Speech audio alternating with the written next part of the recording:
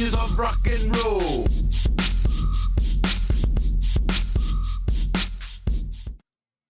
Well, hello and welcome to the Daily Atheist Morning Show. I am your host, the amazing Super Chris. Thank you for joining me this morning. I think I fixed the don't tell me the gremlins that I had yesterday morning. Got it all fixed so far. Not sure. We'll see. Yeah, a little late this morning, but things are going okay. I hope you're having a great morning so far. It's Wednesday. We'll be back in a few minutes. We're going to talk about stuff. We're going to have a good time today. We'll be back. Do you have a loved one who's on their deathbed, but they've yet to give themselves up to the Lord? Are you sure you don't want to come to Jesus? No. This is your final chance. No. Worried they're headed to the fiery pits of hell. Your very last chance. No. I've been wicked and sinful. I deserve to burn in the hot place. As you wish. Farewell, my heathen husband. Farewell, my...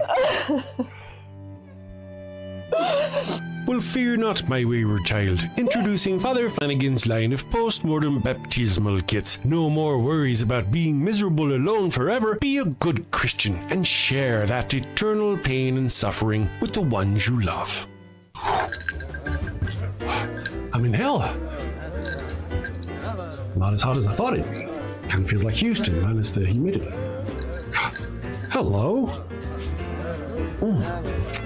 My favorite drink crafted to perfection. Ooh, and some dank ass weed. I can't bear to be down on my face chanting, holy, holy, holy is the Lord, every day, all day, for all eternity, by myself. Wow, is that George Carlin? And Alan Turing, look at that. Carl say, oh, I am so honored. You've been my hero since I was a kid. Neil deGrasse Tyson, what are you doing here? Oh, I get it. I get it. Schrodinger's heathen. Very cute, you. Very cute.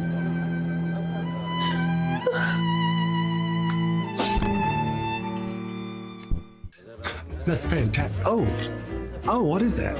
What is? It's holy water. Oh, it burns. No, this isn't where I want to be. Pabst Blue Ribbon and a Marlboro? No! Father Flanagan's post-mortem baptismal kit. Dead kid tested, Mother Teresa approved. Is that the Pope and John Paul? Jim Jones and Jimmy Swaggart, huh? I can see that coming. Neil deGrasse, what are you doing?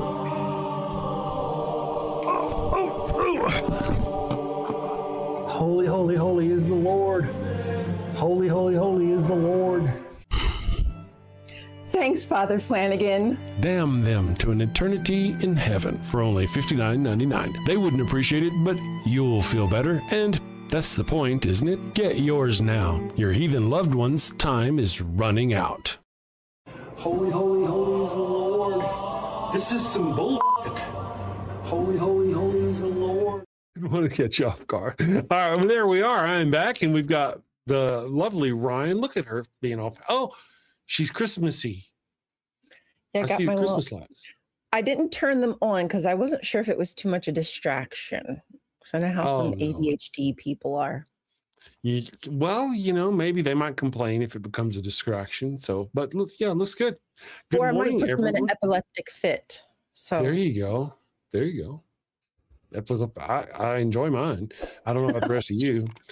Ambushed Apostate Seth, good morning. Thank you for joining us today. Rainbow Ash is here. Let's see, Flockmeister, all you wonderful people. I was a little late getting started this morning.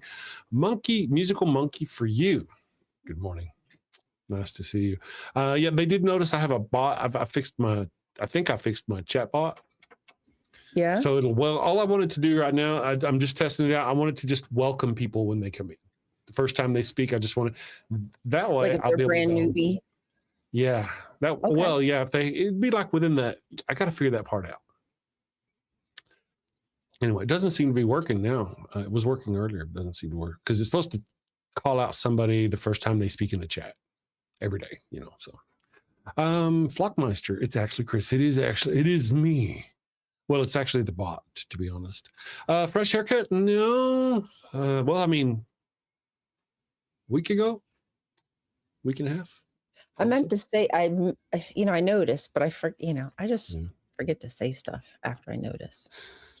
I don't know if y'all noticed this or not.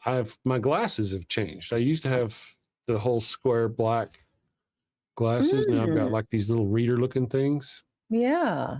These are the wives. Oh, oh no. Yeah. Oh no. Why do you have the wives? Well, I actually got some readers here. Check this out. Peep this, my homies. I'll share this with you guys. These are my they adjust, so like the top part is clear, but they get stronger with the prescription as it goes down. Right. Okay. I don't remember what that's, transition kind of thing. Probably. The problem is, I mean, it sounds good, where you can kind of do like this, and wherever you are, you can find a good spot. But it's just very disorienting. It doesn't work. They don't work. It's very disorienting. Figure out the right angle to see what you need to see. Yeah. So I only use them because it only works I only use them for very limited cases in case I need them. These guys I bought the last time my glasses broke, and these bitches are transitional. Yeah, these bitches are 2.5 on the Zoomy scale. Okay. And they're really good right here. But the monitors start to get fuzzy. And if I'm sitting back here, it's like I can't see it with them. I can't see it without them. So I had to steal some of the wife. Yeah, got to find that sweet spot. Unless you want to go try again to get another pair. And I just I will. Eye doctor. Just hadn't been there. Hadn't been there to get it, I used to have not prescription, but they were reader sunglasses, and I lost them. And shit, it's been like 2 months now. I haven't got me new sunglasses yet. So, Brent, hey, yes, Chris, the old man, the Ultraman. That's right. Oh, so it is calling people out still. That's cool. Good morning, Jason Freer and Chris. I am Chris Mallard. That's my bot. I was going to call out my bot. Chris George is here too this morning. I think I saw. Let's see here, Chris the old man. Yes, Rainbow Ash. Thank you for joining us this morning. All you wonderful people. So, Ryan, how's it going? Have you had a good week so far? Is it a good week for Ryan? So good. So far? Yeah, so far. Nothing. I'm trying to think. Nothing crazy. Nothing for me. Crazy?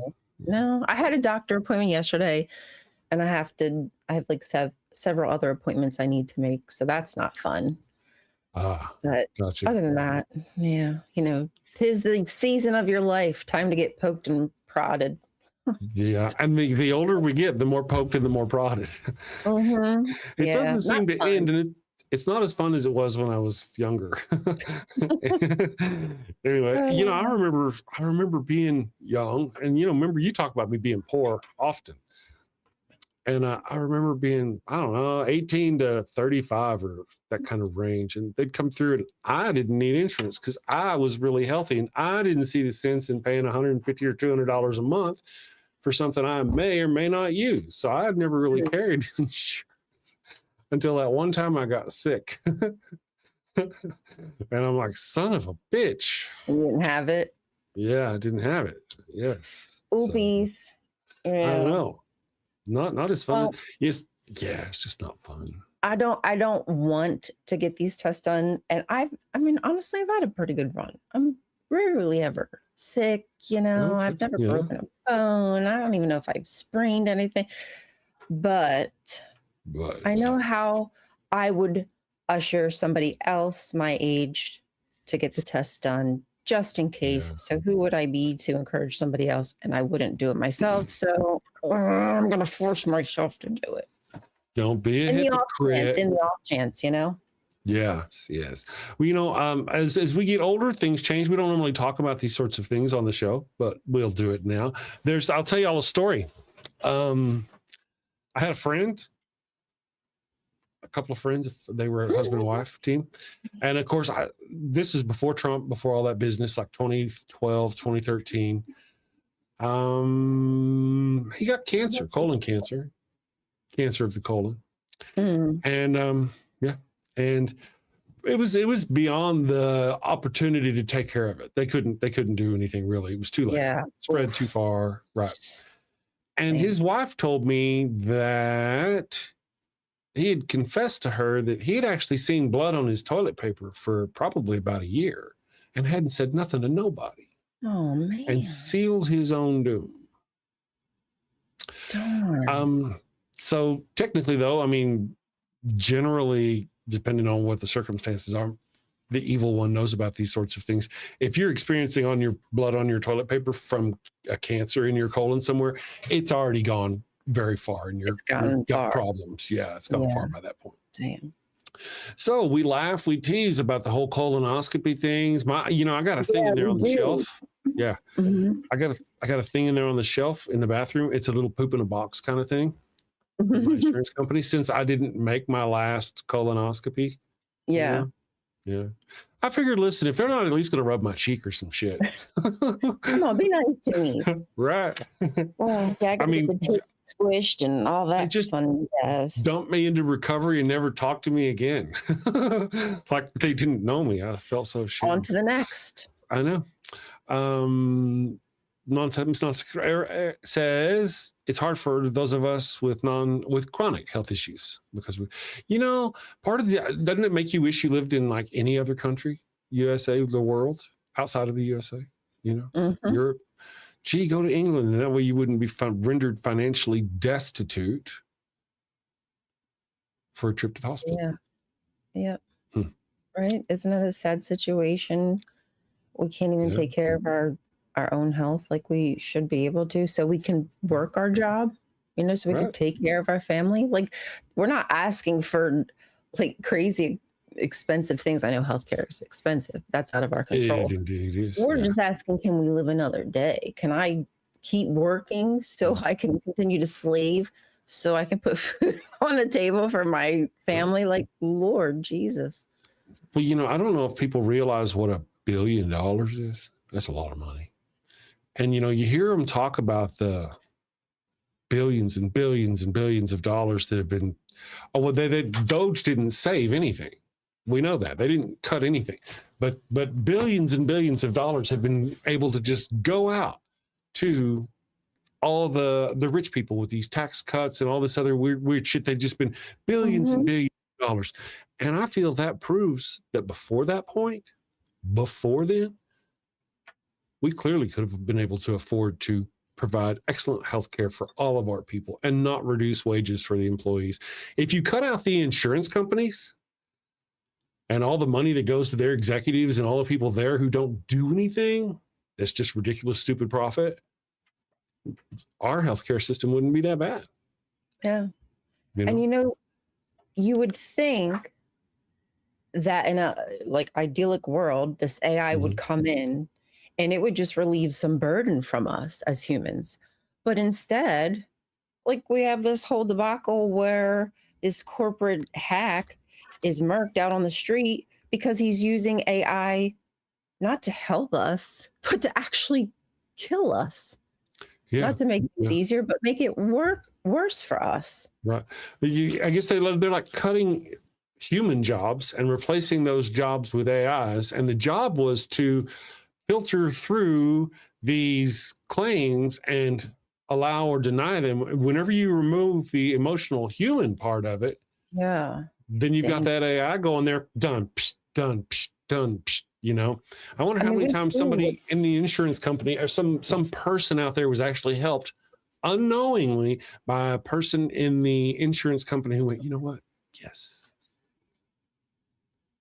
Anyway, I mean, we probably will never know, but I mean, there a means to save money is just saving them even more money because they just get rid of us. Like, they don't even use that money to feed back into us. Nope, that's just more profit for them. That's true.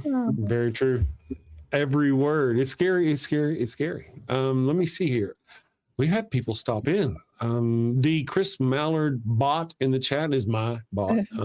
It's really right there at this point, just to say hi to people as they come in. Now, I've had the system for a long time, ever since we started this show.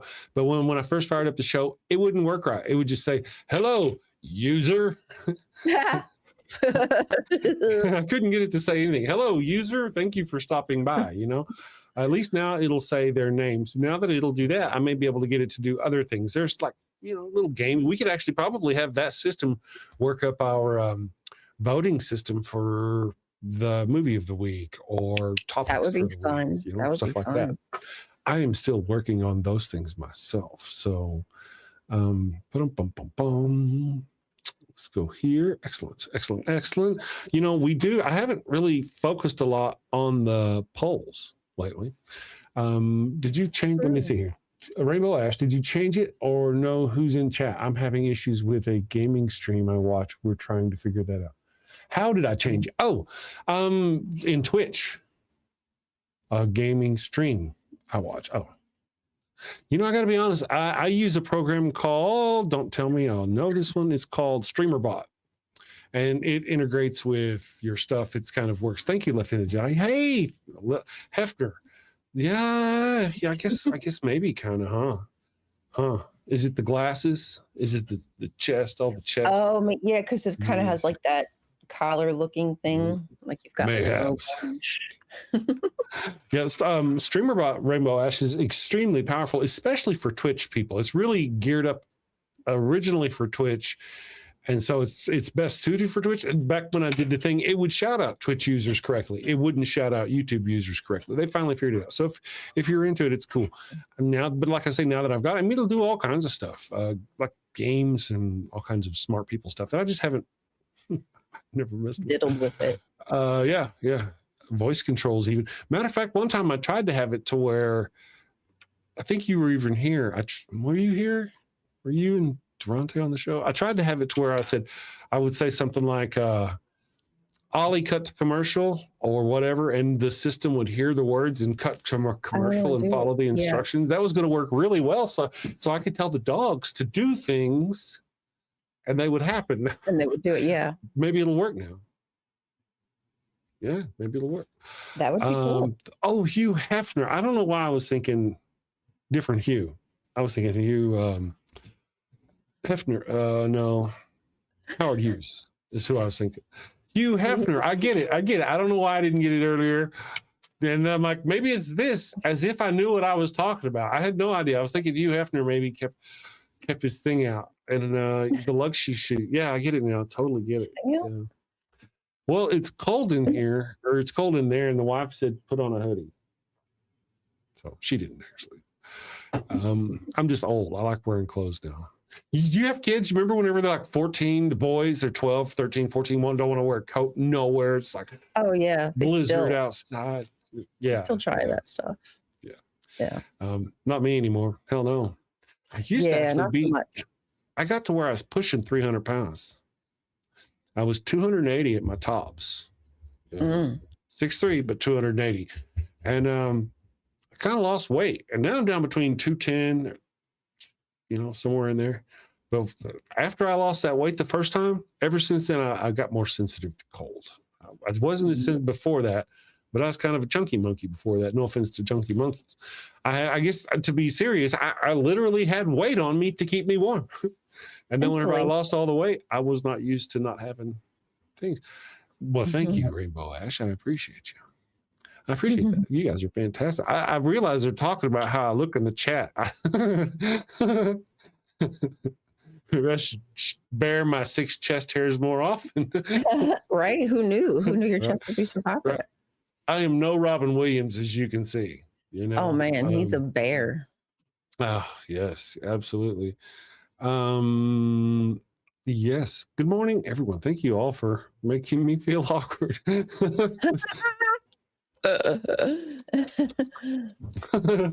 We're usually talking. Yeah, they're usually talking about your looks, and then let's go. There you go. Now you get it. Yep. Now I get it. Austin Sims. Good morning, Austin Sims. Thank you for joining us. Crossover between. Oh, word. Okay, wild how atheists just so happen to believe almost none of the unique disinformation political bullshit that floats around the internet. And this is why I love it. Says Austin Sims. Don't believe anything you hear on the internet, especially from Austin Sims. Good morning, Austin Sims. How are you doing? Yes. Oh, you refuse to die until this cult of ignorance has been destroyed. Good on you. You can be alive a long time. No, I'm just kidding. Yes. Sadly. Yeah, I don't know. I don't have that much hope. I do think it's going to get better though. Oh yeah, me too. I'm thinking the bad isn't going to last as long as the bad has historically. I just I fear the bad won't be. I don't want to say. I fear the bad won't be brought to justice. I see them being removed from power and things getting better. I just don't see real justice. And my feeling is a prison cell for all of these Republican conservative traitors, sadly, would really be little more than opportunity for them to continue to grow their following and continue to cause problems. Yeah. In today's world, they could actually. It's not like with Napoleon when they put him out on the Isle of Elba. It's not like he could really get a lot of word out. He couldn't tweet hate out every day. He did, my understanding, get word out. But you know what I mean? Today, it's entirely different. We know Ghislaine Maxwell sends emails. Probably one of the most notorious sex traffickers in the world in prison, and gets to send emails. Yeah. And even gets like a cute little apartment kind of prison. You know what I mean? She's not even like a max security prison where she deserves to be for all the havoc she wrecked in people's lives. You know what I'm saying? Right. That's absolutely ridiculous. Man. Yep. Let's see. Brent says, I'm scared the bad guys will win, Chris. Justice isn't on my mind. Victory. True, Brent. In my statement, I was presuming that we had won. Once we win, then I feel those people will not be brought to justice, and it'll just cause more problems down the way. The hard part will end quicker, but there'll be a longer after part. That's kind of thinking. If I were thinking, man, I have never been accused of that. Dark Cross, thank you for joining us. We will be forced to pursue justice in order to reassure our hoped-for allies and business partners that this crap is not going to happen again. True. Other countries have to be thinking that we're a joke. Oh, I mean, yeah. This is an absolute circus. I can't keep up with it. You can't keep up with it. We're in Schitt's Creek, up Schitt's Creek without a paddle, quite frankly. With the news cycle. It doesn't get any better, just when you think there's nothing this fucking asshole could do that's worse than the shit he's already done. And it's like he wakes up every morning and skips to his phone, waddles to his phone, and he's like, what can I do today? How can I hurt someone or something? Yeah. Oh, I know. A man who tragically just got murdered, and his wife, by their very own son. Patricide. Yes. Let me tweet about how deranged this person was who just got murdered.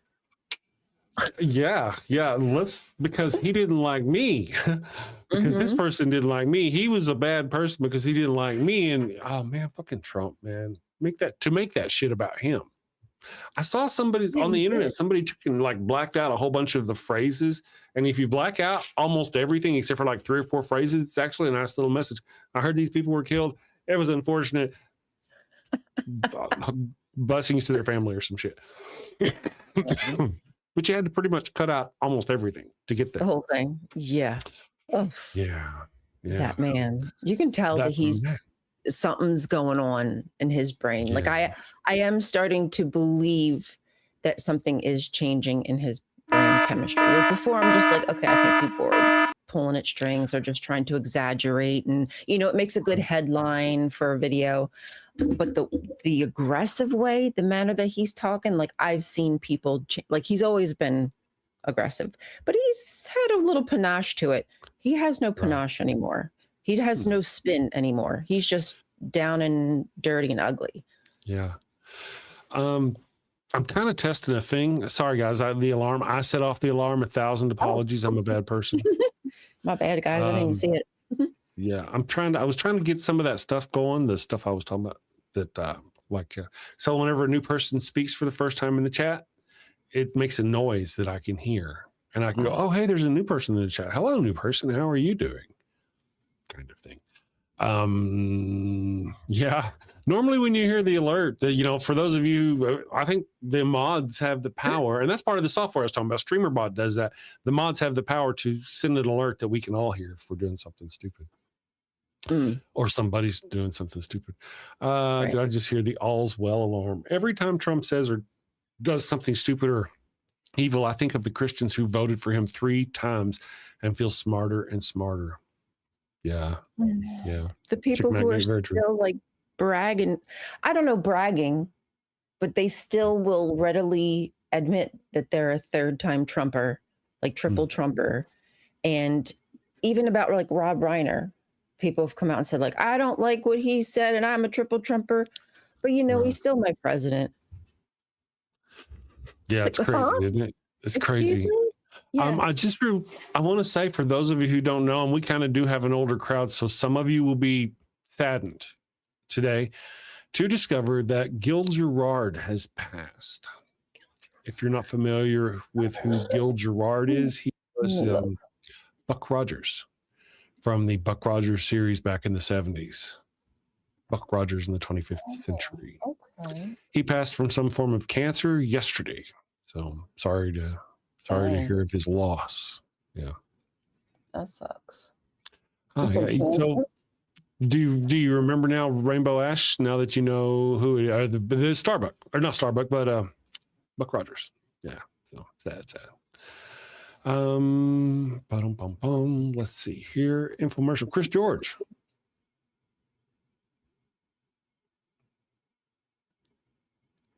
Good morning, Chris George. How are you doing today? Absolute merch, burning Carl Sagan and Neil deGrasse Tyson, no fiery hell and mainstream protest. Why can't I say this word? I know what the word is. Protestantism? That may be right, but it ain't right. Nor young earth creationist. That's right. Welcome to the stream, Pale Horse. Good morning, Pale Horse. Thank you for joining us. Excellent. And howdy. Yes, gray old dude, of course. Oh, dude, I Googled. I still don't recognize. Oh, you don't recognize Buck Rogers from the 25th? Buck Rogers, just Buck Rogers. This is a TV series back in the late 70s. I know. If you didn't watch it, then you don't know who Gil Gerard is, because that's like the one freaking thing he did. One. I'm sure he was in other shows, but nobody can name them except for maybe Left-Handed Jedi, because he's wicked crazy smart in this department. So, yeah, he didn't get out there very much. Oh, movie had a cameo. Her face looks familiar. Oh yeah, the lady who played Wilma Deering. I don't know. The face looks familiar, but I don't know. Yeah. It was one of those TV shows like the original Battlestar Galactica or the A-Team or some of those that sometimes we could catch, they'd show on TV. Sometimes we couldn't, because, if you weren't at home at 6:30 when the show came on, you didn't get to see it. Remember those days? Right. Yeah. You missed it. You missed it. You'd have to wait for the reruns. Mm-hmm. Left-Handed Jedi, Yowza, Aaron Gray was a crush of mine. Indeed, mine too. Goodness gracious. Some of the outfits they used to wear. I'll tell you, not that I want to kind of go there, but I was a boy, right? I'll just tell you the story as I was a kid. And there's an episode of Buck Rogers where Wilma is wearing a dress and she has to climb up a wall and go into a pipe or come out of a pipe down a wall. I don't remember which, right? Because I was so distracted, because at some time in the thing, you got to see her panties and her behind. Now, I say that it's not like it is today where most women wear thongs. These were full bottom granny panties, but it was what it was. So yeah, that was my thing.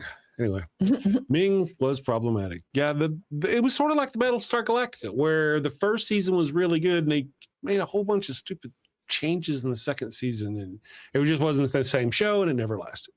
The Jetsons didn't last very long either. It was a very short show, relatively speaking. Jetsons? Yeah, the Jetsons. Was it? Actually, I saw a deal on the interwebs the other day saying that they intentionally, or was it the Flintstones? No, it was the Jetsons. They intentionally killed out the Jetsons. No, it was the Flintstones. Son of a bitch. I don't remember. Oh, Jetsons only had 3 seasons. Oh, yeah. Wow. I thought I saw, it must have been the Flintstones. I thought I saw a video saying they were tired of the Flintstones. It was too expensive, or some business, they didn't want to do it anymore. And that's why they brought in that green little alien dude that you see near the end of, and they thought it was going to drive down viewership and all that. I actually looked forward to those episodes thinking, hey, there's a crossover.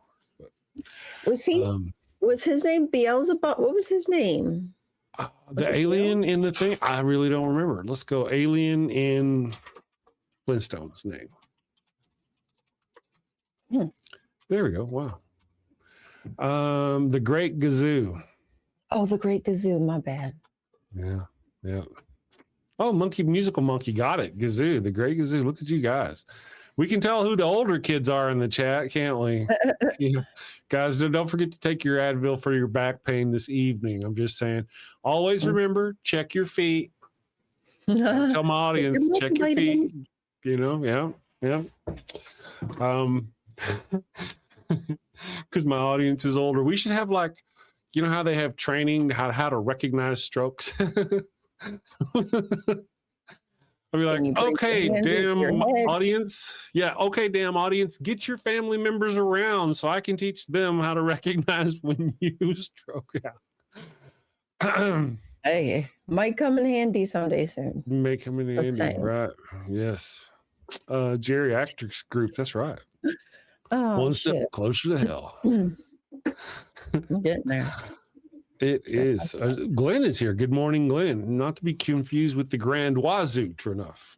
Yeah, that hurts. The pain is unbearable. Blockmaster, one time on the Avengers, everyone was wearing costumes. Emma Peel was a sexy Robin Hood. You could damn near see her ass. I used to love it. And Star Trek? Oh my goodness. Star Trek, the original series, watching reruns of that. My mom had recorded them on VHS, watching reruns of that, like 10 or 11 or 12 years old, and you see some actresses' panties, and they're just like nothing. It was nothing. Yeah. It's totally nothing. They're like velour. They were velour panties. Yeah. Full bottom all the way to the gluteal folds kind of panties. They were nothing. But I tell you, to a kid, oh, look, she bent over and you could see her, Today would be an entirely different thing, though, with all the, everybody wears the thongs kind of situation now. So yeah.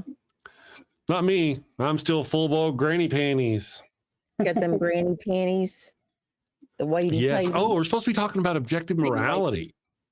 I forgot about that. I think what we'll do is we'll go to commercial. I'll go warm up my coffee cup, and whenever we come back, we'll probably, possibly, maybe, no guarantees, talk about morality and why it couldn't possibly have come from the God of the Bible.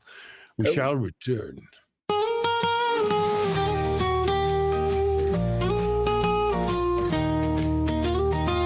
Mi burrito es tan bueno, it burns when I pee.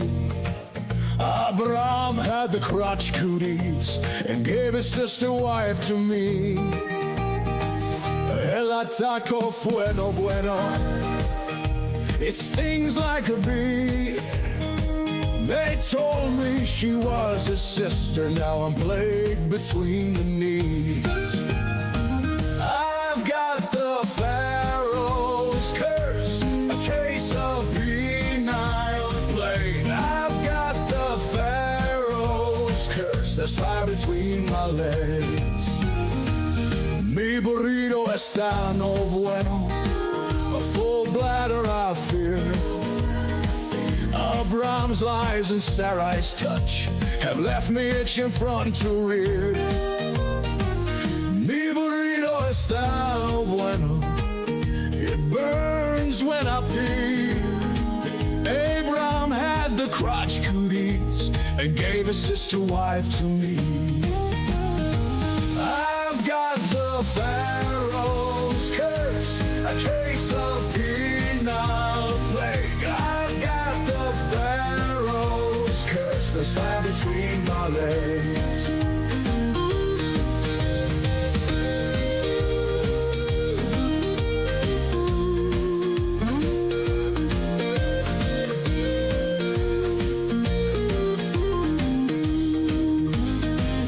Mi burrito está no bueno, a full bladder I fear. Abraham's lies and Sarai's touch have left me itching front to rear. Mi burrito está no bueno, it burns when I pee. Abraham had the crotch cooties and gave his sister wife to me. I've got the Pharaoh's curse, a case of penal plague. I've got the Pharaoh's curse, there's fire between my legs. I've got the Pharaoh's curse, a case of penal plague. I've got the Pharaoh's curse, there's fire between my legs.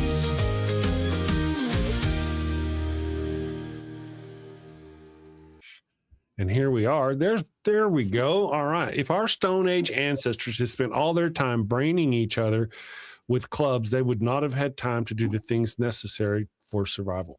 That's a good point, Sir Equinox. Very true. Let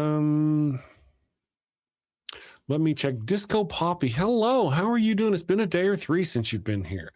I hope everything's going great with you. Theoretically, he is unapologetically live with Justin and Dr. Blitz. I don't know what we're talking about, guys. Sorry. Fred Flintstone Dinosaurs takes Cary Grant's place. I think they actually almost started to sue. Was it not the Cary Grant?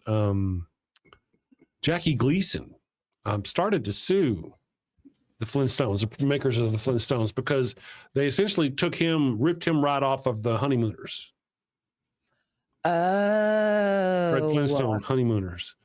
So much so that he was going to, but he kind of realized that that if they did that, he would be like the villain to all the kids, because, right? So he didn't want to do that. Let's see. I'm going to try to catch up here. There may be something of interest going on. Welcome to the stream. Ember, I actually translated Spanish for him for a while. Let me catch up and see what's going on. Ian has a great mind, but his moral philosophy is atrocious. Who is Ian? Do I know who he is? Is Ian in the room with us now? I don't know who we're talking about. Let me see if I can scan here. I'm so crap with, I don't know a lot of people here on the YouTubes. Yeah. Some do. I'm a bad Allegedly, person. Another Ian, channel. Yeah. Talk about Ian, the Honeymooners. Don't you know Ian's argument for why morality is objective? I'm just going to read real quick. Don't be overly prickly, friends. I'm just saying. I hadn't read it much, but okay. Yeah, I'm not really sure. I'll try to catch up. Mi burrito estano bueno. That's a good one. I know. Good morning, Gile. Thank you for joining us. Zarkross. Ian is completely worth watching. I don't agree with the criticism. Ian who? Can I get a name? Ian's channel. Oh, there's Ian's channel. Let me look at Ian's channel. Allegedly, Ian. Do I know Ian?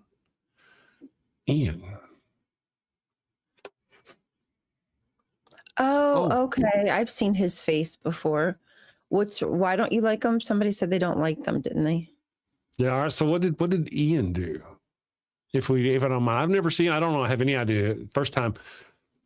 I'm shit with names. I'm great with faces. I've never seen this individual before in my life.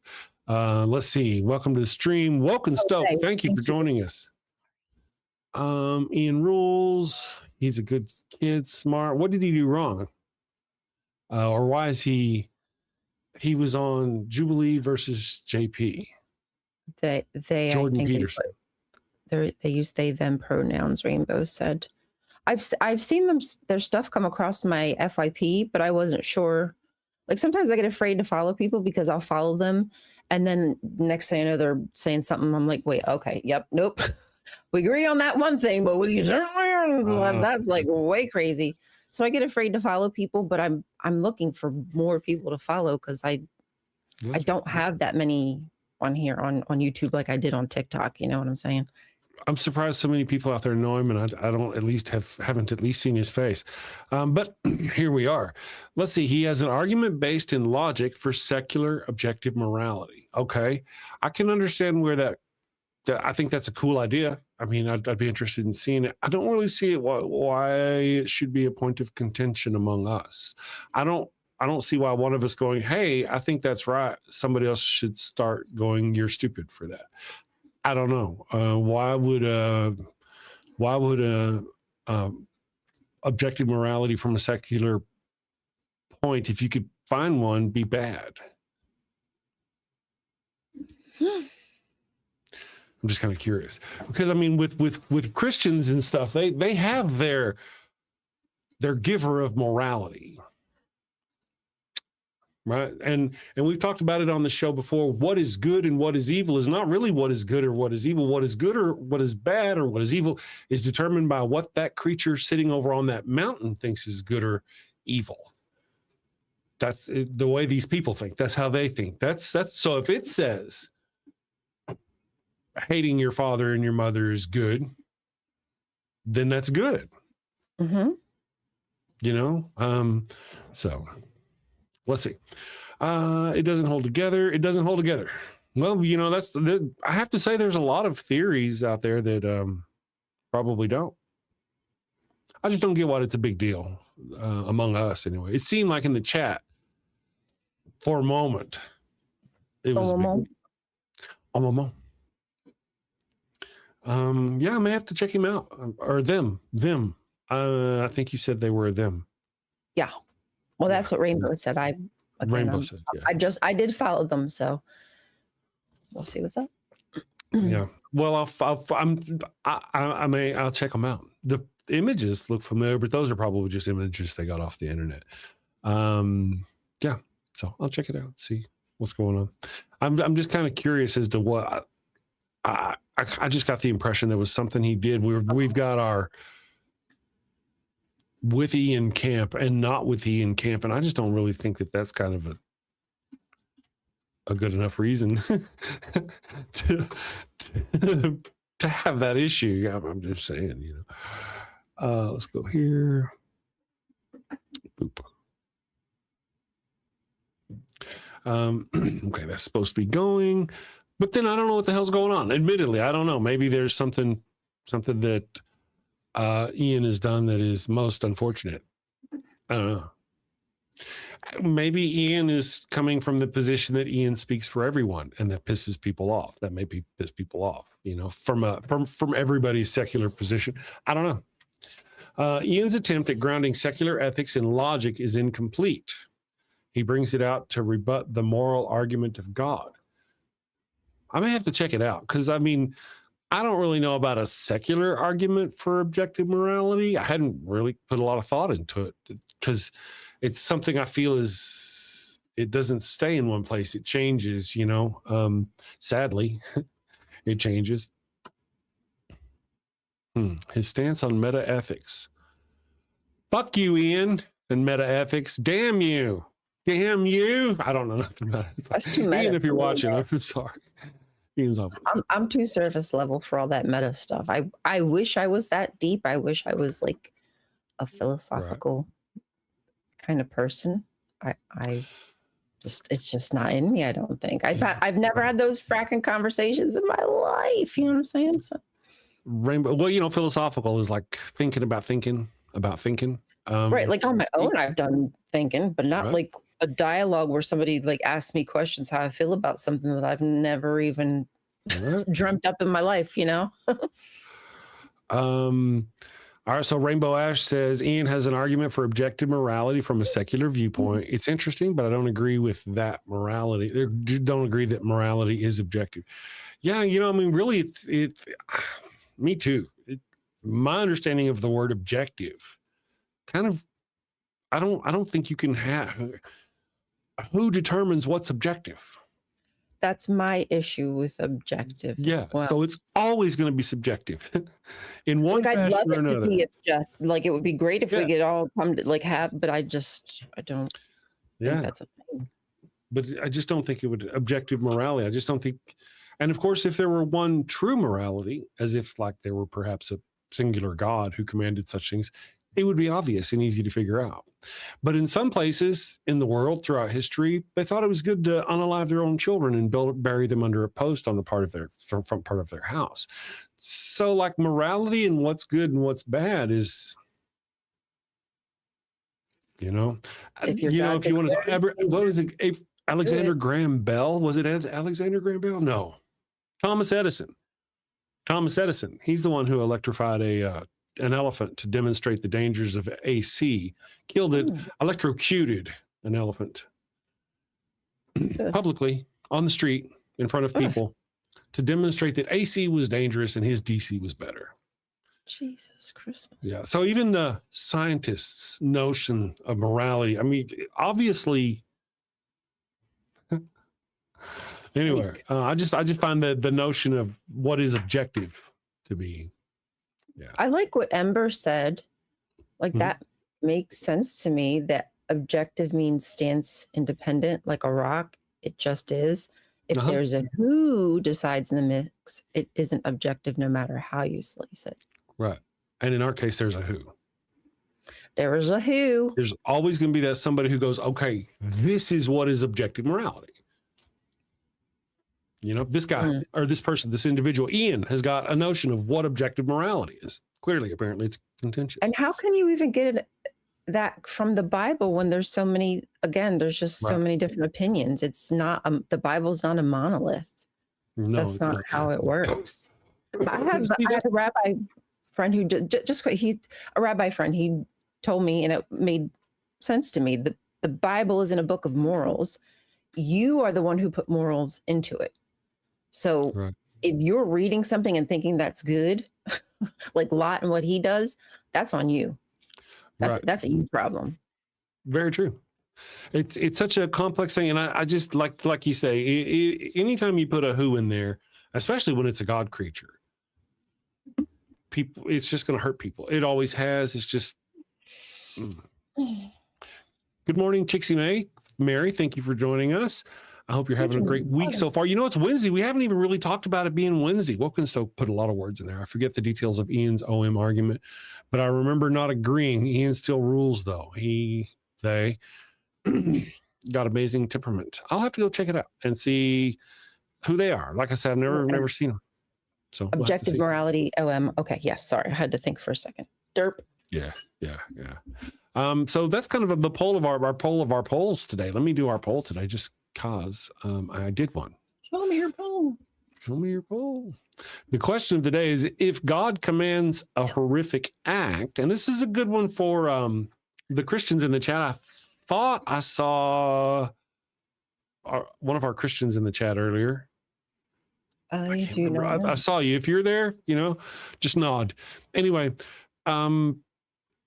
if God commands a horrific act, is it still moral?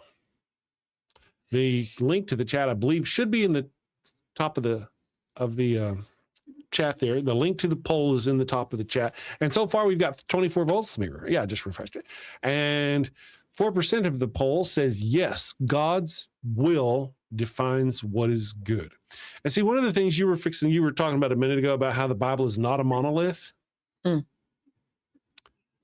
You're right. You are absolutely 100% right.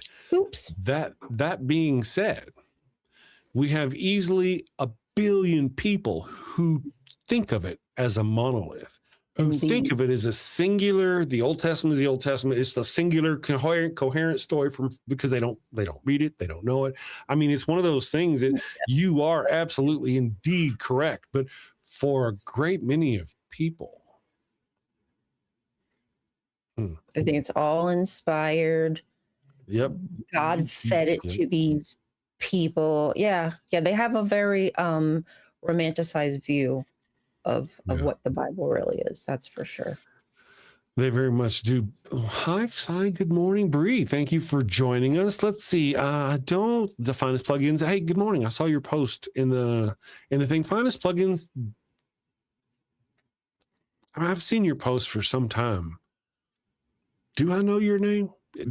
Are you like Bob or Dan or Steve or something? I just don't remember a name. Or are you anonymous finest plugins? It's just always been that way. Just curious. For some reason, you're ringing a bell. I mean, I know I saw your post over here and I've seen you around, but I see your picture. It's really tiny. You look like the actor who plays Rom from Stargate Deep Space Nine, but only in the picture. I'm sure it gets better when it gets bigger. Oh, it doesn't. No, I'm sorry. Michael Wolf. Oh, it's Michael Wolf. Awesome sauce. Michael Wolf. I know who Michael Wolf is. Damn this thing. You guys are fantastic. Freaking YouTubes. I know the tube reviews. I wish they'd fix this shit. Me too. And you know, it may just be a setting or something. It may be a setting somewhere in there. Yeah, I said I was going to look, and guess what I didn't do? Well, I did happen to pay attention the other day whenever you guys were doing your morning show, and then we went to Ember's, and I followed over to Ember and watched some of Ember's show. I did notice it was that way over there too. Oh, with the wrong names ish. Yeah. Something you might find of interest is that the show is now streaming in horizontal and vertical. Oh, is it? You're doing that? On YouTube, Facebook, YouTube. Yeah. Well, it's doing it. Started doing it automatically. Like check this box. Okay. The interesting part for you is possibly, maybe, the times I have looked at it to see. It's a vertical one, so it cuts out the sides of the thing, and it's pretty much just you there the whole time talking. It's just you. Stop it.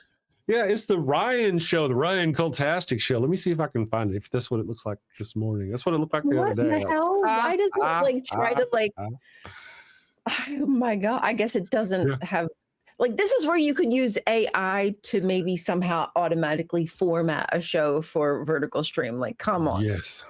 We can actually do that. I can do that in OBS. Yeah, but I'm just saying, YouTube, automatically. You're rich. Why are you making Chris do the damn work when YouTube, you're rich? You're implementing a new thing and you don't even have it so that it's easily accessible for people. I know.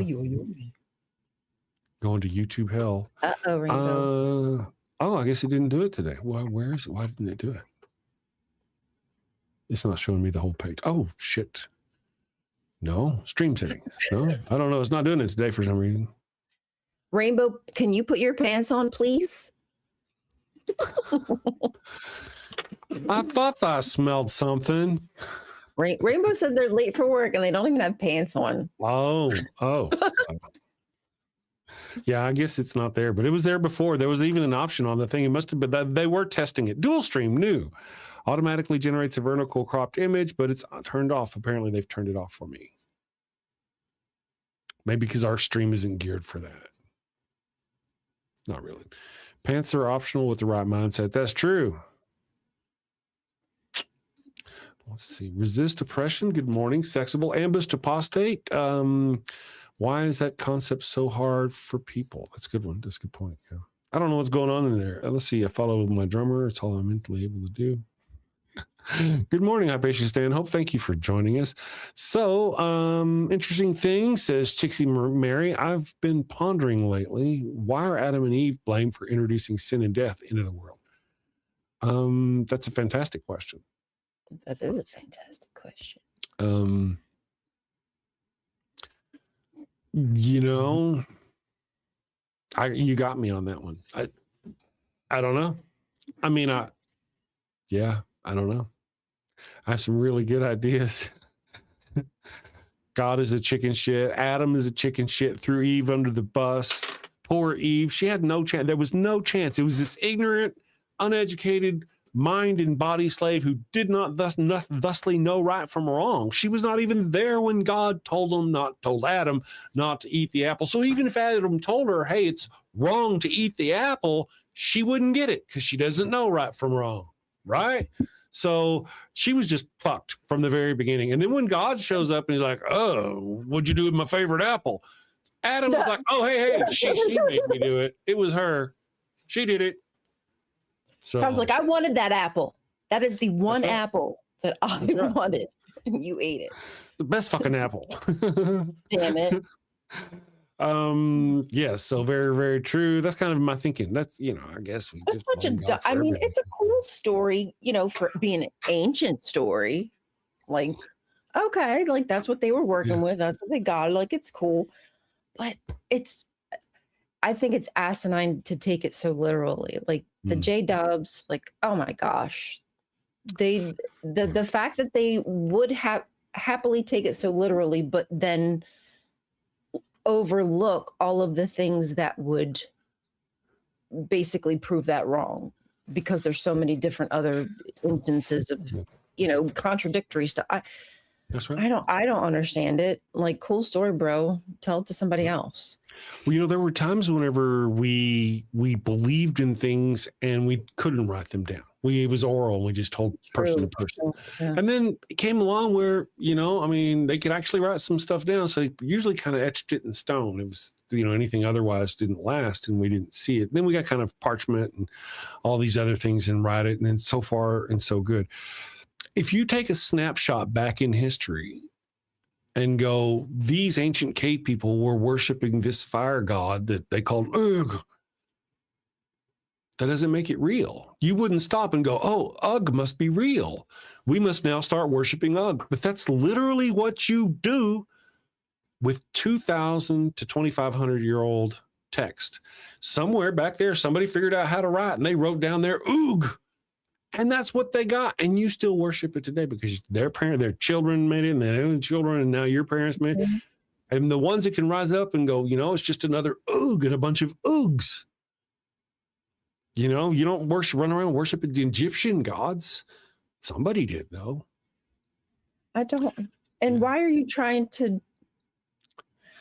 Okay, so first, my question would be, why are you trying to see yourself into some ancient Hebrew, Israelite, Jewish myths? You know what I mean? Like, what's so special about them? Why wouldn't you do it with Egypt, or why not do it with indigenous people here, or where else all over across the globe? Why is that like your main focus?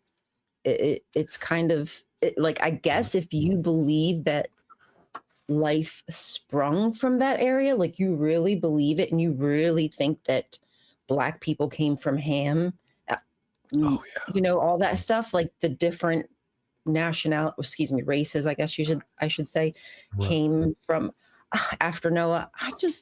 Even then, I still think it's just such a stretch, because we have archaeological evidence of other cultures long before then. So what took this God so much doesn't add up for me. So much I can't comprehend. I wouldn't be able to make it make sense. It very much doesn't. And if it weren't for childhood indoctrination, we almost certainly would not be where we are. What'd they do?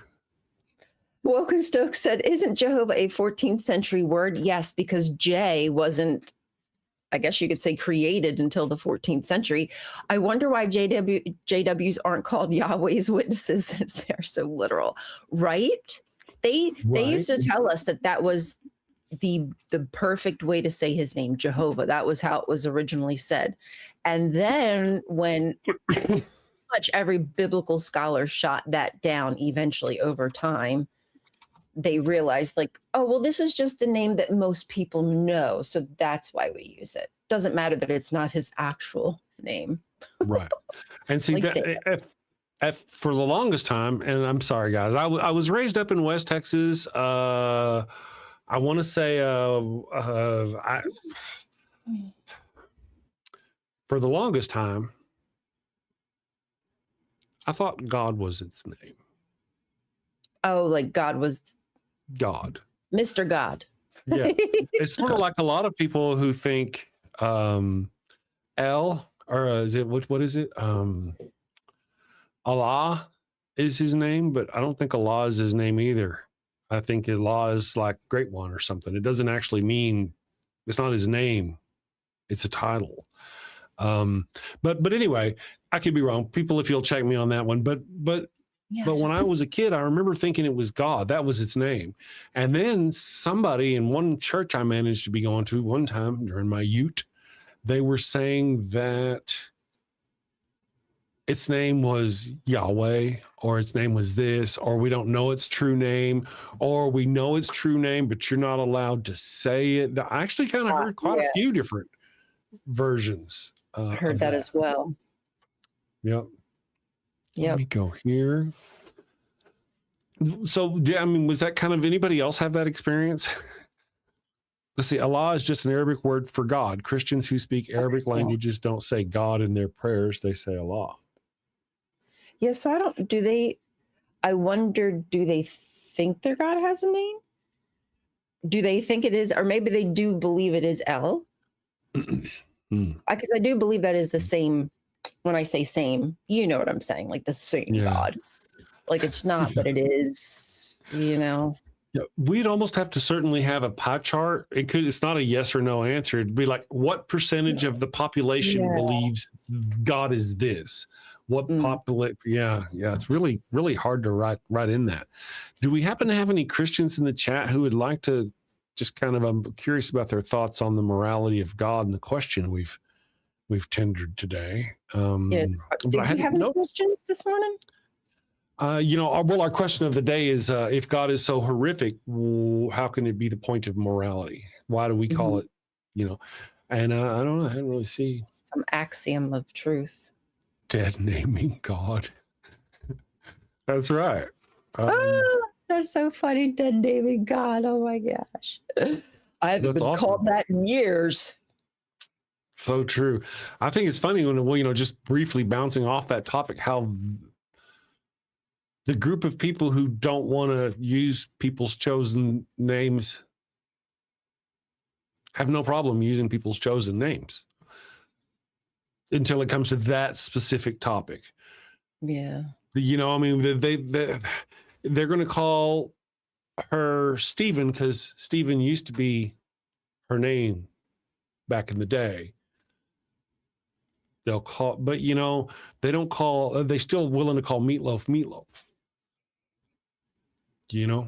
Well, and the change of names too. They have no problem with people who change names. Yeah. No, they do it themselves. For them, it's a no big deal. It's just for us because that's just how it is. It's what we do is the problem. They'll find a way to make it okay for themselves. Yeah. Wow. Fern Lovebond. Good morning, Fern. I hope you're doing great. Says, Chris, I think that realization process, thinking his name is God, then realizing he's Yahweh, but then it's taboo to say because it's so sacred and so on, is a normal process for many of us. I believe it. Yeah. It's kind of, it kind of makes sense, especially since most of the time, most people don't go away, I guess, talking about the name. So the kids often hear just God. Let's go pray to God or talk to God, Jesus. Yahweh and Asherah, God and his wife. Miss Ryan is actually quite, knows more about that. Is it Yahweh and Asherah, or was it somebody else in Asherah? Well, it was El and Asherah. El. Or El and Atherat. And then, her name changed to like Asherah, or was more known as Asherah. But technically, when you think about it, El was a son, El was a husband, as well as Yahweh was a son. Mm-hmm. Yahweh was they all kind of seem to go through this process. I guess that's just how the gods rearrange themselves. So Asher probably could have been a daughter at some point in their history to El, but then becomes his wife, and then eventually Yahweh, who was a son to them, then eventually takes place of his father and becomes. Yeah, that's how they get down, man. That's how they got down. Well, part of it, I think part of it makes sense, and it's hard for us to conceive now. But back then we were talking hundreds of years, generations of people, and like their great grandmother worshipped Yah or El, and Asherah, the first names, and then this one got popular. You know how we do with people. I can just see how over hundreds of years the names would change, how they're pronounced. First, it starts with how they're pronounced, because over here we're like Jesus, but then we're like Jesus is Jesus, and not Jesus, it's Jesus. For a long year, call him Jesus, and it was Jesus, and then you know what I mean. I could see how the progression of name changes could happen. Yeah, I think like when you look at Athera, I mean, I don't remember exactly, but Athera, how that's spelled, the TH is basically just replaced with the SH in Hebrew. So like sometimes it's literally just like, I guess, pronunciation, you know, basically the same word. Is just sometimes some people say the th, and some people say a sh or something. Yeah. So it's pretty cool how the language like progresses and changes. It could be how over from one language to another. You know, they use the same word, but because of the way they speak, it's different. For example, you got the French who use the guttural R and the Spanish who use the rollier R. And if they speak the same word, it sounds very different. And I could see how just stuff like that would be a name change. As simple as it. Yeah, I think that's simply how it happened. There's a lot of crossover words from Hebrew to Ugaritic and Phoenician, all that. Like there's just a lot of milieu in there with the language. That's true. Let me do this right quick. I just want to see something. Pardon me. Pardonnez-moi. Pardonnez-moi. I'm curious. What was? I could have. I'm checking. Let's see. I'm doing something. Oh, no, go ahead. What Fern says is, I basically agree with that. That El was initially the supreme deity in Canaan. Initially, the supreme deity, with Yahweh being a member of the divine council and one of the sons, the B'nai Elohim. And somewhere in the process of Yahweh competing for supremacy, they fused. Indeed. And with others, too. I think there was a lot of fusion going on that they don't want to admit. A lot of amalgamation. You know, we actually need to take a break. We have a Christian in the chat. Thank you for joining us. Maybe when we come back from our little break, you can visit with us about your thoughts on God and stuff. Real quick, I want to mention the progression of words. Christopher Columbus was not named Christopher Columbus. His name was Cristoforo Colombo. So over time, What, the French? yeah, so over time, his name is changed. It wasn't Ameriga.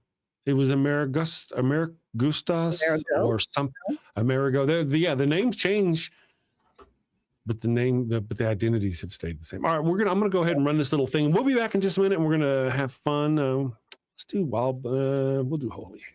Next up in the bark bank, a clergyman with a holy hustle and maybe a few unholy loopholes. Hi Barks, blessings and belly rubs to you all. I'm Father Flanagan, and today I'm here seeking $50,000 for 3% of my soul-saving startup, Holy Halos, the world's first soon-to-be church-approved condoms. Following the ways of the Lord can be hard and often require sacrifices of the flesh. Well, fear not, my wayward child, introducing Father Flanagan's line of Holy Halo condoms. Hold on, Father. The church very much doesn't like condoms. How do you expect to sell these? Well, you're right, but these aren't just any condoms. No, my furry financiers, these are permeable.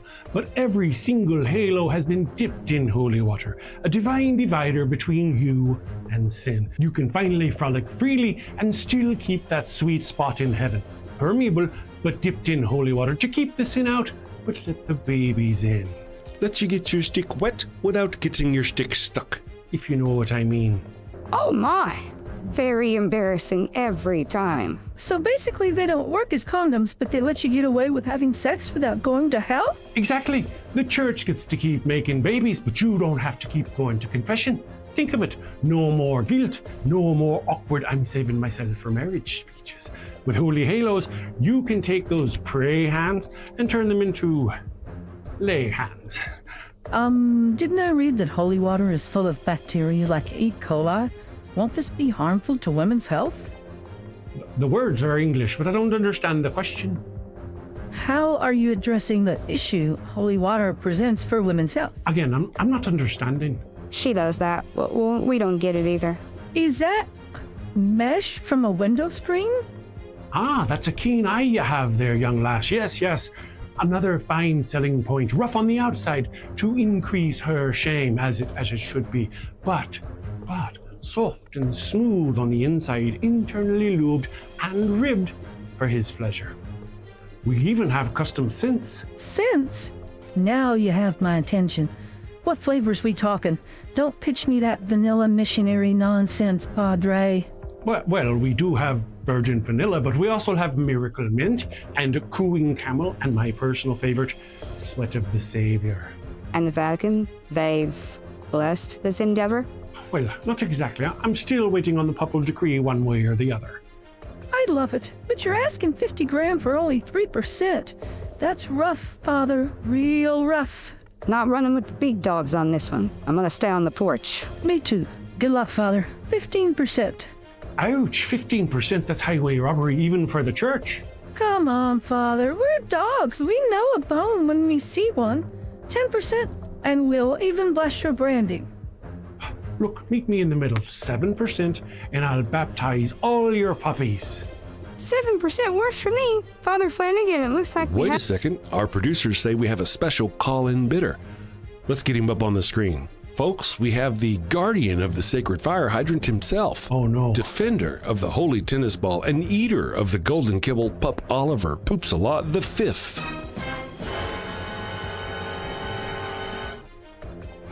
Flanagan! Yes, your portrait. 50,000 at 20%. 20%? And you get to keep calling yourself a father. Sold to the pup in the very fine hat. I knew you'd see it my way. You're very wise, your hiney. Would there be anything else? You may leave. Father Flanagan's line of holy halos, ultra thin, spiritually thick. Available in 3 sizes, conservative, medium, and liberal. And here we are. So, I'm looking to see if our Christian in the chat responded or is still there. Good morning, Nitty. Hope you're having a wonderful week so far. It's Wednesday. Yes, it is. I'm just looking though. I don't see a response. Cristobal. Yeah. You know, I kind of really know that because when I worked in the oil field, that's what a lot of the Mexicans would call me on the rigs. What would they call you? Oh, Cristobal. Chris. Okay. Yep. And I like quit it. No, I thought it was cool, you know, but that's how I learned it. Christopher Columbus originally. That's how I learned about him, not really being just Christopher. They Americanized them before we were America. That's right. They did. Let's see. Astroi.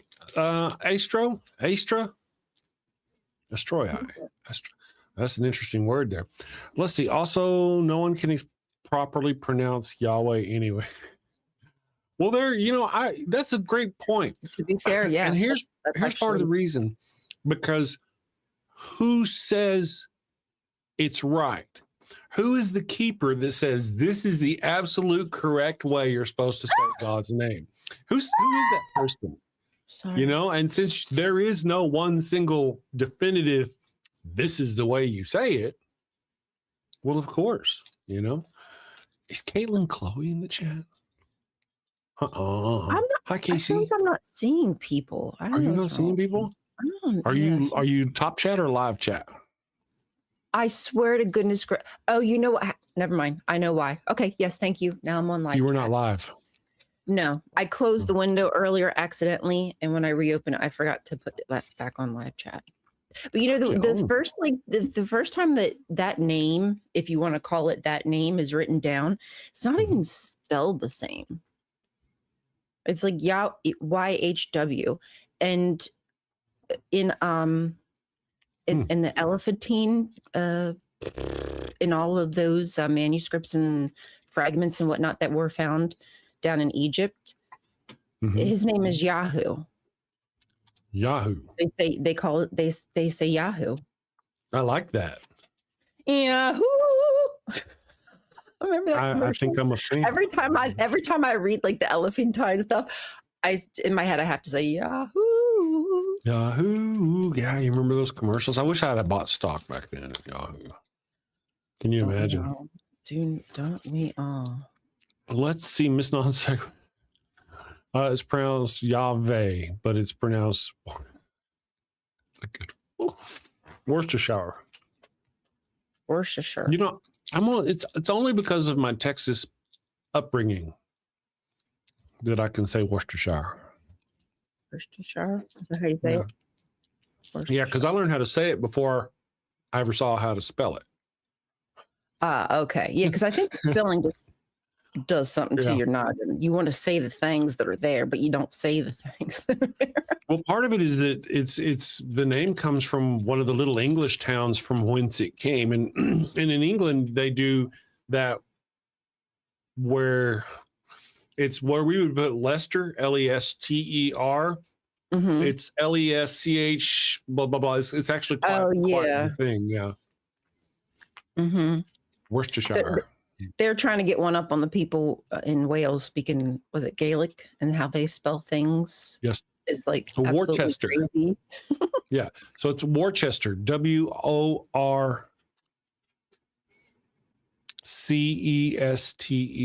Worcester. You say so. Mr. Peabody, he said Yahweh's name is pronounced genocidal maniac. You know, I dig it. I'm picking up what you're putting down. Let's see. I do believe that's how it's pronounced. I agree. That's right. Worcester. A goddess, theoretically. My dogs are all up in my business because I'm eating the CH, but they've had too much. Worcestershire. So that's what I was kind of Worcestershire sauce.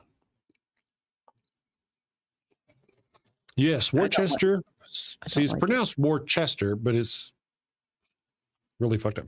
Or Worcestershire in England is the home of Worcestershire sauce, as it's spelled here, right? I'm putting the emphasis on the wrong syllable. Worcestershire sauce. But anyway. Worcester? That's cool. Depends on from whence you came. Yes. Well, I remember when I did the Shakespeare, and one of the characters in Lear was Gloucester, but it's spelled Gloucester. Yeah. It's just Gloucester. So. Yeah, I think they also have Lancaster, but they don't say it like we say Lancaster. Yeah. Right. Tons They of ain't right. Those English don't know how to speak the English language the way it ought to be spoken. Right. They need to speak American English. Duh. Right. What the hell's wrong with these people? I mean, it is different. Hypatia is here. What are you guys going on about? Worcestershire sauce? Was that the fastest unblock ever? I don't know what's going on. You guys are doing your thing. Maybe I should read the chat. Middle English. Coleman Dally is nice. Not a fan of their steak sauce. Well, again, if I remember right, and I think I do, Worcestershire sauce is just a fish sauce. It's a fish sauce. Yeah, they're fishy people. Yeah, I mean, it's an island. It's a big ass island, you know. Created by John Wheely Lee and William Henry Perrins. Apparently, they had a thing for 3 names back in the day.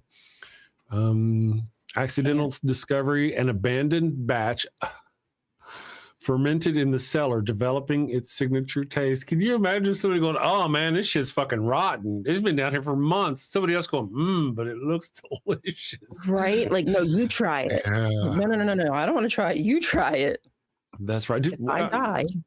Would you like, if I die, would you like to read our super chat there, Miss Ryan? Sure. Thank you, GeoSam. If I can just stop the chat from moving. Okay.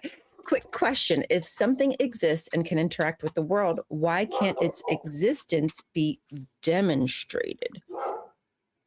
Is that a God question? Let's see. Quick question. If something exists and can interact with the world, why can't its existence be demonstrated?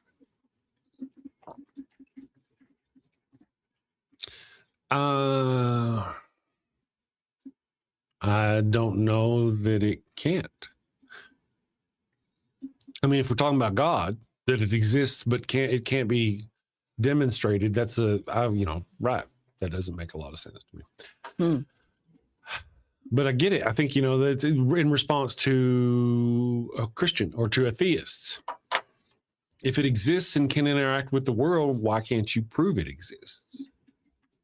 If it can do all these things, why doesn't it do all these things?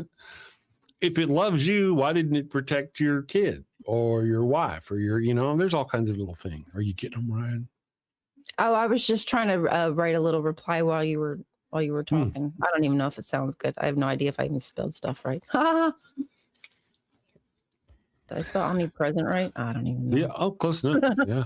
Hey, for the people, then we should be able to demonstrate its existence. I started to say the people we're talking to, but I was meaning Christians, but I didn't want to be that insulting and didn't want to accidentally insult our own people in the chat. So what is that? Vinegar, molasses, sugar, soy are primary ingredients. In Worcestershire, fermented fish. Worcestershire sauce is a fermented sauce that contains fish, primarily anchovies, which provide its signature deep umami flavor. Umami. Yeah. And I remember thinking like they eat a lot of fish sauce over in Japan or in the Middle East or not the Middle East, but like Southeast Asia. And I've heard all the fish sauce. They got lots of different fish sauces. And I was like, yeah, fish sauce. And then I found out Worcestershire sauce was fish sauce, but you wouldn't know it. It goes really good on beef, doesn't it? It does. No, I mean, I've only had it like tried it like once. It doesn't taste like fish. I wouldn't say it tastes like fish. And I'm really like sensitive to fish. Oh, all right. Yeah. Well, one of the things is that I find that wouldn't surprise me and I would find interesting would be if it's no longer made with fish. If there was a time when they did make it fish, but they switched. What's that? I don't know. They're saying there's no fish on the label. Do you mean like there's no fish in the ingredient label? Or just no fish on the actual image? I don't know. Let's see. Yeah, I mean, everything I look up says it has fish in it. Well, I guess, yeah. Flavor profile, fish sauce. Core ingredient, both use fermented anchovies for umami. So it may not have it on there. It may have, I don't know. So the label may not have it on there, but every fucking thing else does. So I don't know. Yep. So couldn't tell you. Worcestershire. Ding, ding, ding. That's it. But again, to be honest, I wouldn't be surprised at all if at somewhere along the way they took the cocaine out of the Coke with the fish sauce. They do those kind of things, and they do. No one's ever the wiser unless they're really looking. Right. Yep. Leon Purkis contains anchovies. I guess that's a kind of an interesting thing that. It's like real Parmesan cheese only comes from a certain place in Italy called Parmesan. If it doesn't come from Italy, it's not Parmesan cheese. France. Yeah. It's Italy, isn't it? Yeah. So if it doesn't come from there, it's not really Parmesan. And, for a while, there have been instances of them cutting Parmesan cheese with like sawdust. And you got to be careful with your Parmesan cheese. Make sure you get the real shit. Yes. That's so nasty. This country is just not forthcoming enough with what is inside of our food, just across the board. Oh, I guess what I was going to say is it wouldn't surprise me if the original or the main company, the original Worcestershire sauce still uses fish. French people, if you're out there, sorry. Still uses fish, but maybe like A1 steak sauce, Worcestershire sauce may not, for example. They may have something else. I don't know what brand they were looking at. They're on the list, but I would keep. Oh yeah, that's okay. Oh, I see. Yeah, cellulose. That's an anti-caking agent. Cellulose, yes. So it's also kind of one of the same things they put, I think, on shredded cheese, because if they don't put this powder crap on it, then it'll kind of mush back into cheese cheese, yeah, into one thing. But you want it to be shredded, so they have to coat it in this crap to keep it from. Because otherwise it just clumps together, all nasty like. Yes.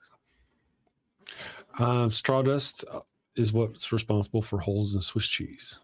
Straw dust. I hadn't heard that. I believe, it could be the straw dust that causes the bacteria to do what it does in Swiss cheese. But I've also seen that they're making fake Swiss cheese, that they actually make regular. Really? It's the same thing, tastes the same, I guess, but they actually have a machine that punches holes in it to make it look like Swiss cheese. Part of the process. But I I guess if people just have to have it look like Swiss cheese, like what's the frickin' all the extra work, man? Yeah, I know. Well, yeah, I don't know. People are strange. People are weird. Yeah. What's the real color of oranges? I guess some of them are orange, but there are a great many of them that are not orange, that are painted orange. Well, oranges in our grocery store? Yeah. Yes, some oranges are artificially colored or painted on the skin, especially in warmer climates where they stay green even when ripe. To meet consumer demand for bright orange fruit, the FDA allows this using dyes like citrus red number 2 or ethylene gas to fade chlorophyll. Oh my God, I'm never eating another orange. Yeah, man. I understand that like looks make things appetizing. I can get that. Mm-hmm. But truth be told, if you give me a preference and you tell me that this gray thing tastes exactly like the red thing, is just not pumped full of all this red dye, I would happily and especially if it could possibly cost less money because now you don't have to go through this extra process. Yes, I don't care. I'll just take the gray glob. That's right. Sure, a little less money, a little less cancer. There's that. I don't know. Possibly. Red number 5. I guess there's a thing. There's some sort of thing about well, again, we've talked about it on the show. RFK Jr. may not be wrong about absolutely everything. We may have some investigating to do as far as if all the countries in Europe have said it's bad, maybe we should consider. But it hurts the bottom line, and that's where America's different because we're pure capitalism. So we don't give a shit who gets hurt as long as the bottom line doesn't get hurt. Exactly.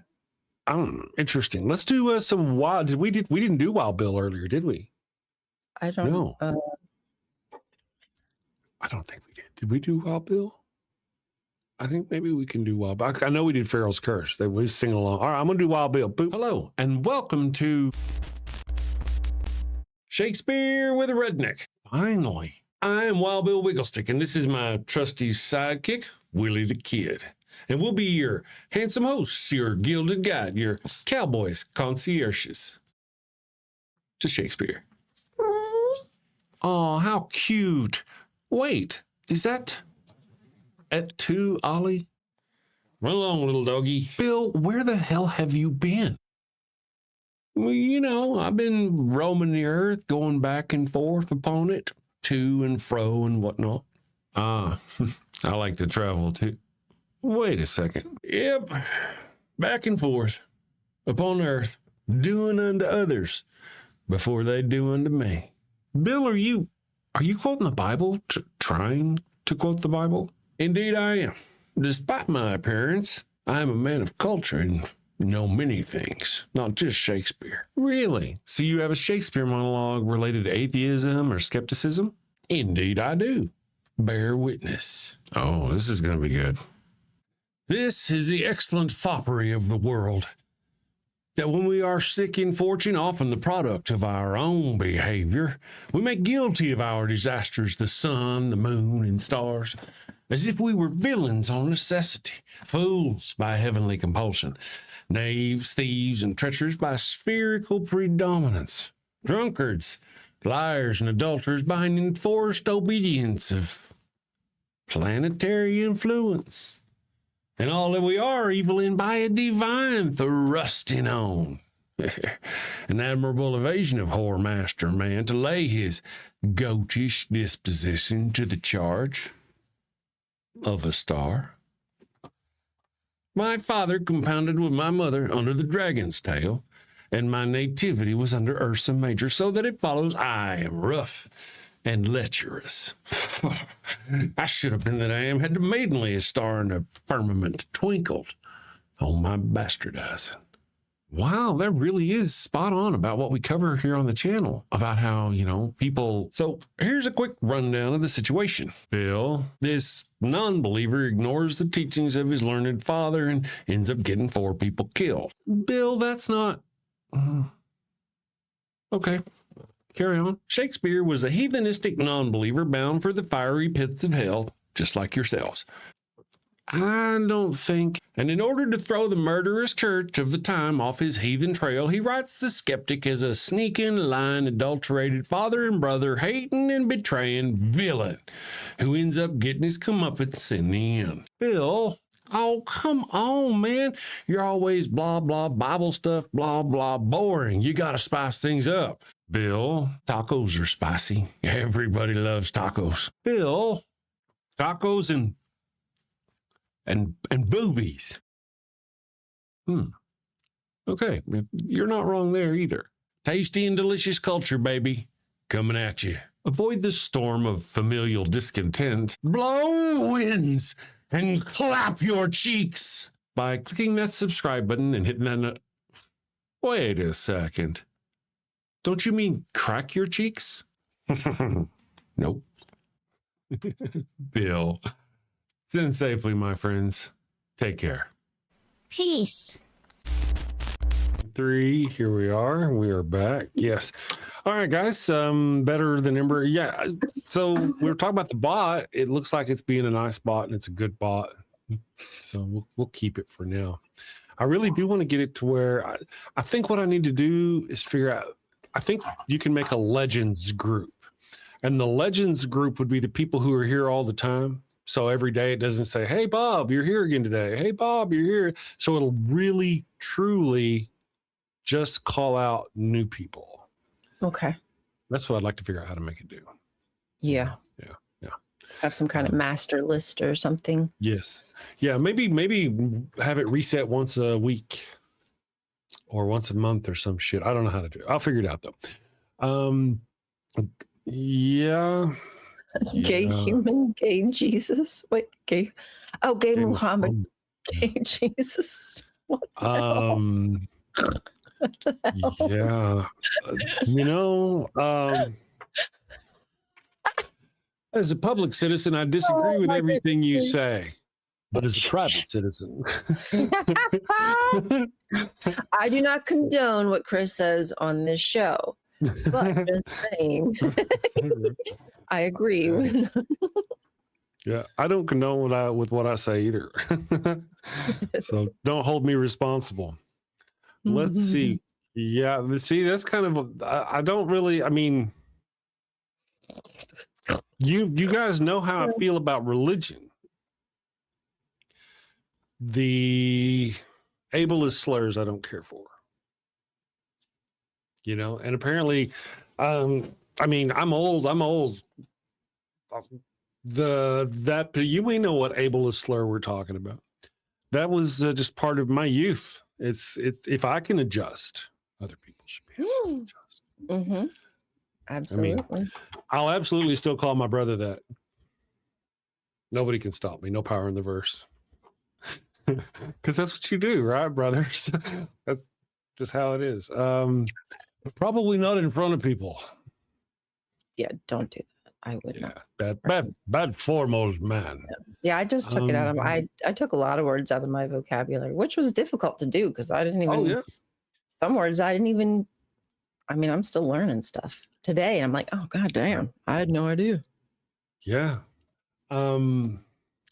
There are words that are slurs that I didn't know were slurs. Yeah. And I want to say this, of course, obviously gently for my friends, but I mean, in my mind, I'm speaking specifically of the trans community.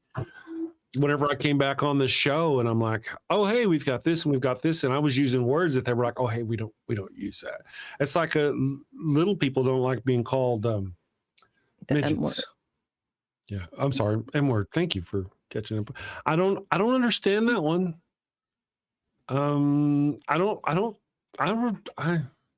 Maybe I should speak with a little person and ask them, because to me, I would think dwarf would be harder to deal with than midget.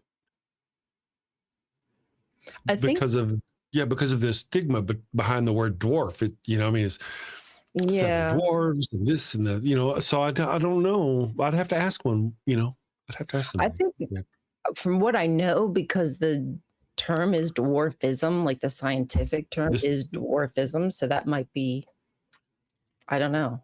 I've watched like Little People, like I've watched their like shows and stuff, and I've done my best to to learn, because I a lot of new stuff to me.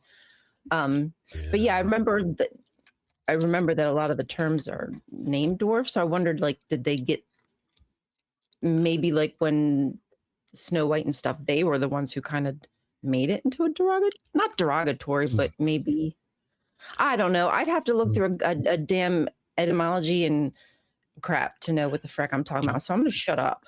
It could be that our science took the word from our culture. Yeah, right. Yeah. I don't like which came first, the chicken or the egg. I actually have no clue. So I'm going to be quiet about that. But my understanding of the difference is that, and for short people, I apologize, clarify for me, is that a dwarf has the distinct legs, the distinct short legs, the short arms. A midget is actually a person of normal proportions who is smaller. So there's a difference between a dwarf and a midget. I thought that was literally the definition. Webster does, that a midget is just a person. Definitions can be racist too. I remember back in the day, the N-word was just an ignorant person. Yeah. I remember reading that as a kid. Mm-hmm. Yeah. So that's kind of a complicated, I wish I knew someone to ask. Sometimes I often wonder how you ask things without being insulting.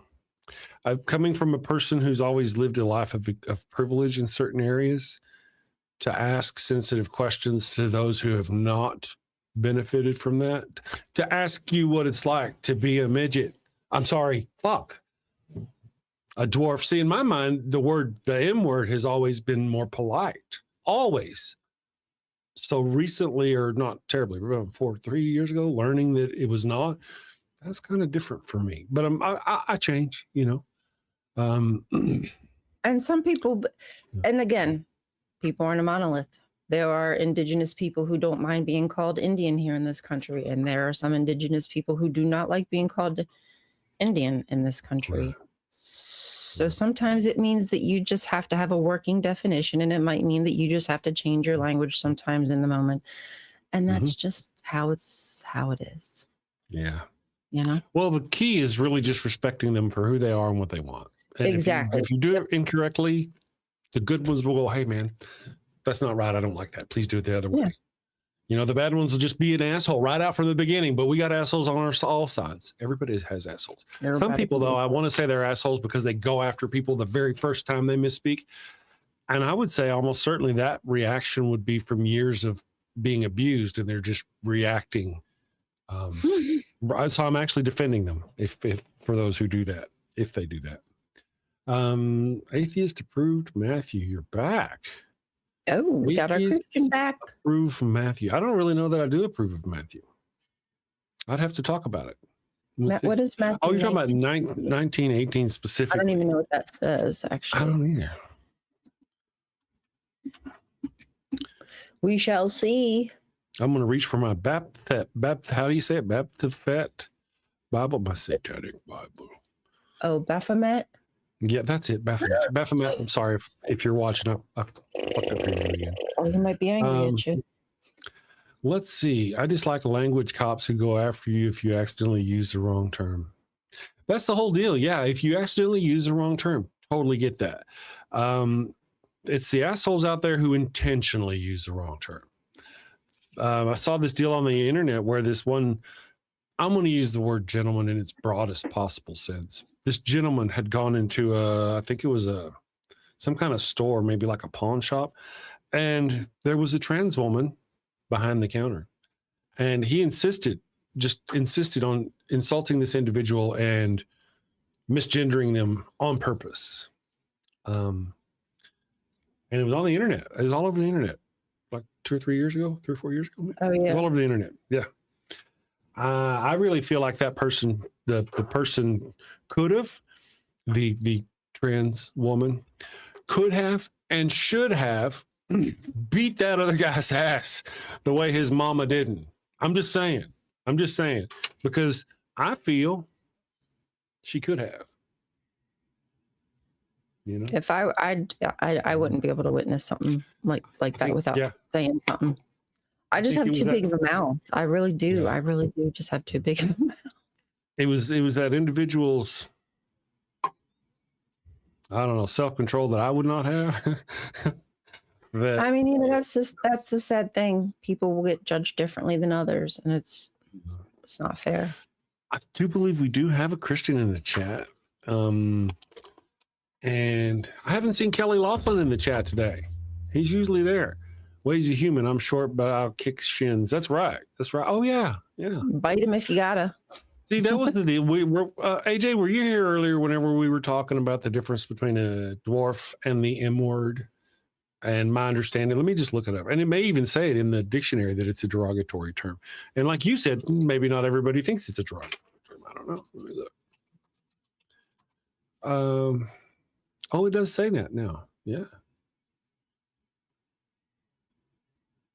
Wow. I dig it. I'm picking up what they're putting down.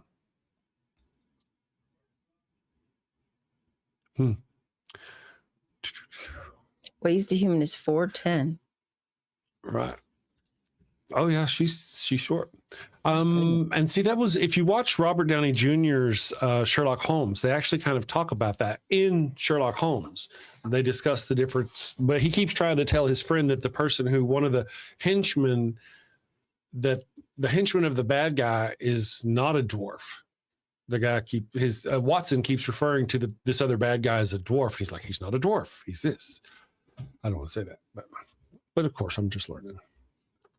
So yeah, I mean now that we have social media and now more diverse people are having voices, like this probably would have been happened had you know, Hollywood and industry been more open to people of different creeds, colors. You know what I mean? Like we would be more what's the word?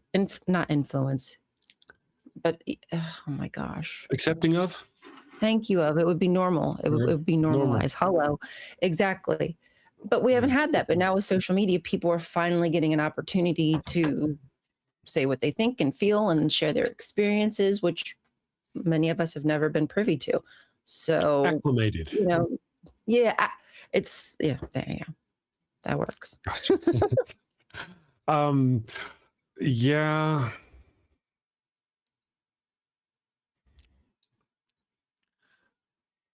See, part of the problem, Mr. Gay Mohammed, is that you're kind of coming into this. Gay is not a slur. And you seem to think it is, but it's not a slur. You're using it like a slur, but it's not a slur. Oh, you know what? I found out there's an ableist slur that we on the left are picking up that we need to not pick up. We need to avoid because we don't realize. Have you heard the term smooth brain? No. Referring to MAGAs as smooth brain, because if you in your brain that has folds, the more folds you have, the smarter you are. So if they're a smooth brain, they don't have any folds.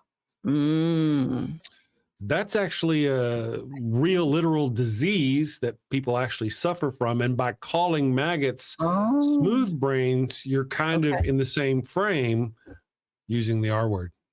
Right. No, I've never even heard of that term. I mean, I think I've heard of, brains having folds and da da da da da, but did not realize that. Well, I will be on the lookout for that. Yeah. And people like me who have smooth brains will get offended. Yeah.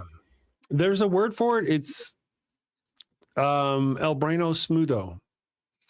Cephala something. It's probably got cephala in there because it has brain. But there is a word for it. And the reason why I know this is because I was going to use it in a slur. I was going to say in an email, not an email, but a Facebook post. I was going to say, yeah, but these smooth brains on the right. And I was like, okay, well, let me say the smart word for what smooth brains is, right?